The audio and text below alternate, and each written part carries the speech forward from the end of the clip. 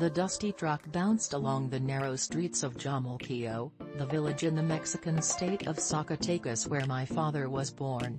It darted in front of vacant homes, slowed past the church and finally stopped in front of the rancho's sole corner store. There, I stood alongside my dad and a group of older men, what was left of Jomulquillo's population since nearly everyone else had left for East Los Angeles and the San Fernando Valley decades earlier. We eyed the man who slowly emerged from the pickup, middle-aged, white, wearing sunglasses, a polo shirt, jeans and a smile. He asked in broken Spanish to no one in particular whether there were any houses for sale.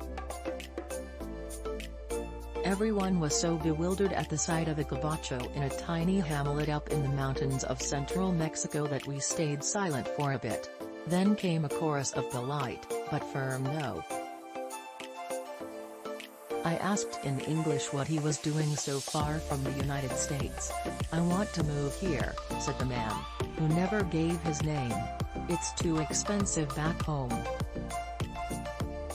Unprompted, he went on to complain about liberalism, about how the U.S. was a failed country, and how he wanted to spend his retirement in peace. He asked if we knew of any houses for sale in Jerez, the city to which Jomulquillo pertains. The man got back into his truck and rumbled off. Didn't even say gracias. Although the encounter happened 22 years ago, I can remember that ugly American like it happened yesterday in my front yard. Anytime even my own friends talk about relocating to a foreign country because the U.S. is just too much, the image of that guy's smug countenance and his expectation that a dying town would welcome him always pops into my mind.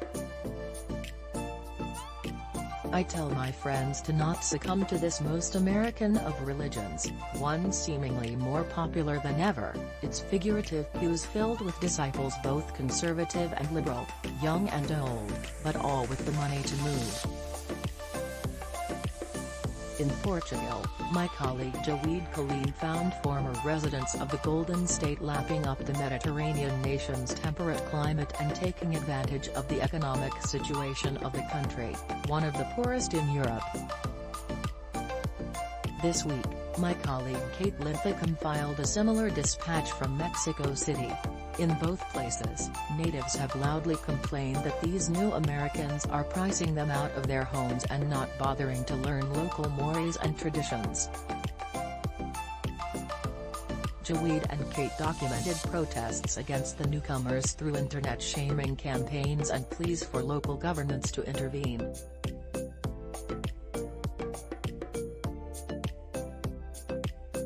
At the very least, argued the longtimers, Americans should understand their presence doesn't automatically improve the life of wherever they happen to be.